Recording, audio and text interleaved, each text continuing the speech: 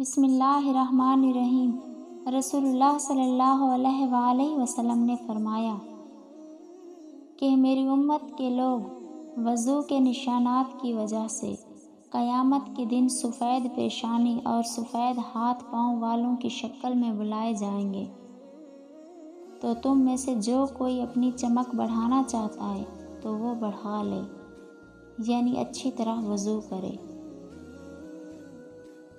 آپ صلی اللہ علیہ وآلہ وسلم فرماتے تھے کہ اگر کسی شخص کے دروازے پر نہر جاری ہو اور وہ روزانہ اس میں 5 دفعہ نہائے تو تمہارا کیا گمان ہے، کیا اس کے بدن پر کچھ بھی میل باقی رہ سکتا ہے؟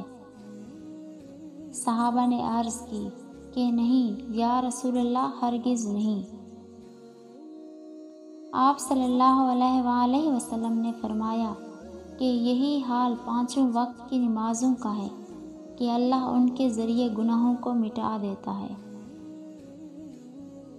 آپ صلی اللہ علیہ وآلہ وسلم نے فرمایا جب گرمی تیز ہو جائے تو نماز کو ٹھنڈے وقت میں پڑھو، کیونکہ گرمی کی تیزی جہنم کی آگ کی بھاپ سے ہوتی ہے۔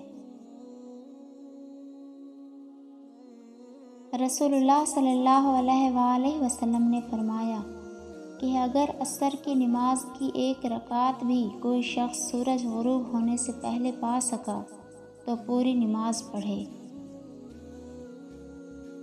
اسی طرح اگر سورج طلوع ہونے سے پہلے فجر کی نماز کی 1 رکعت بھی پا سکے تو پوری نماز پڑھے۔